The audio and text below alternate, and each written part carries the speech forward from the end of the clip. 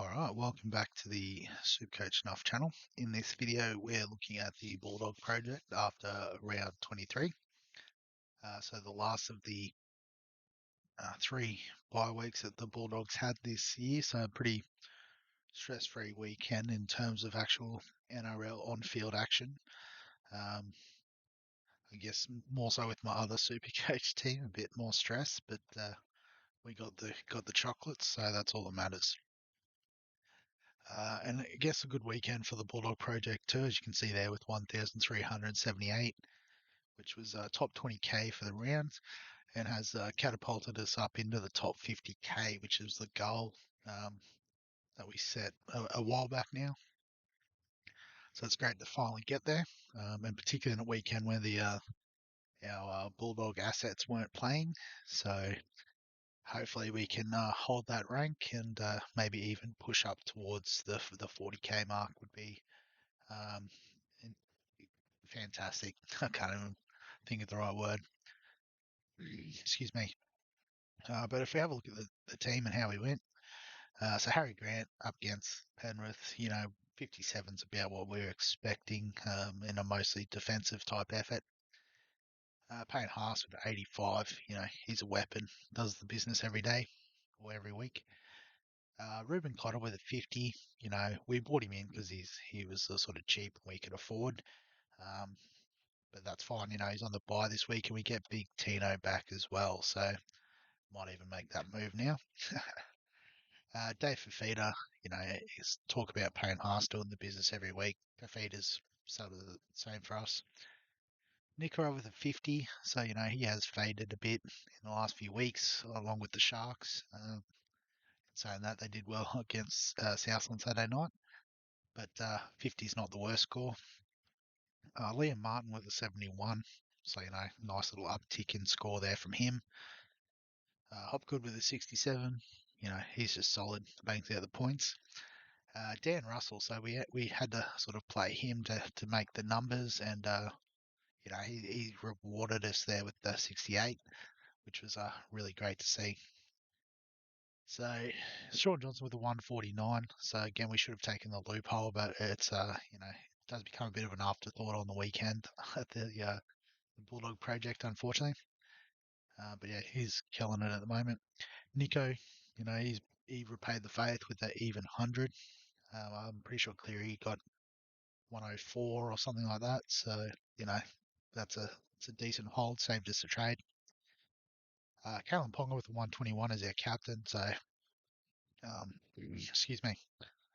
That's that's what we like to see from our $1 million players. These $1 million scores. Joey Manu with a 97. So it was a massive effort from him on Thursday night. CNK, unfortunately, concussed, so only a 15.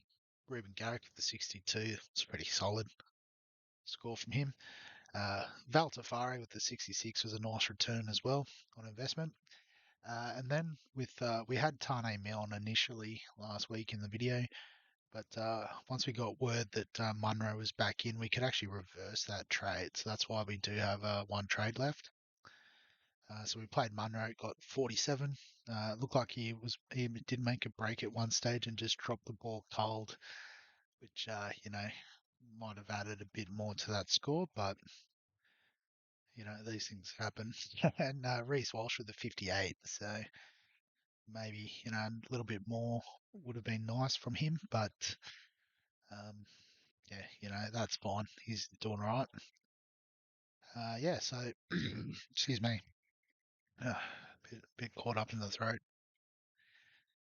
So now we got all the Bulldogs guys back. We need to actually make some decisions this week. So, as I said, the obvious one, Cotto on the bye. So Big Tino comes in. I think Presto, he's definitely having a run. And then CNK's out, so Giraz is back in. Probably want Avarillo in the mix too, so get him on for Tafare. Obviously, if CNK plays, he'll be the one that gets the last reserve, but Other than that, we've got to make a decision probably between Marnie and Birdo. The Dragons are playing south, so I don't know how Russell will go in terms of his attack. Um, and then against Newcastle, it's going to be a difficult one. They're in really good form at the moment. So it makes me lean towards probably Marnie, just to, rack up a few more tackles and whatnot. But yeah, definitely wouldn't have too many problems playing Birdo this week if we needed to. And then I guess the conversation shifts to VC and C. So I guess because they play quite early, and SJ showed that there's a bit of an opportunity there. We might look at Hines at the VC. Obviously, SJ is a great option too against the Tigers. But just having that earlier option means we can, shuffle around players a bit easier to get our loophole captain on. And then in terms of captain, as much as we hate to say it, because they're playing the Dogs, but Ponga looks like the obvious choice. Um, if we wanted to go against him, perhaps someone like a Harry Grant, could do a bit against the Raiders. They've got that massive sort of pack of middle forwards that he can carve up if they get a bit tired. It's maybe that way, but I think maybe we just run with the crowd and stick it with KP and yeah, I guess it's a bit of insurance. If we don't do so well this week, it probably means that the Dogs have done all right on field. So yeah, probably look something like that, I imagine. And yeah, so all in all, going well. We still have a trade. I don't really see us using it this week. Um, well, don't even know when we'll use it, to be perfectly honest. It's just going to be for an injury, I think.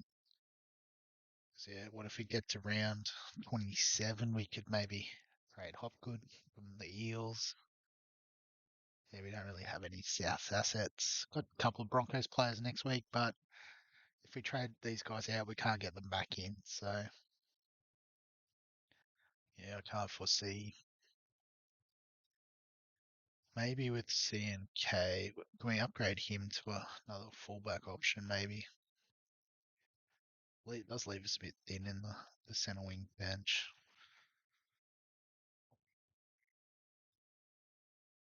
Mm, yeah, it's a tricky one, I suppose.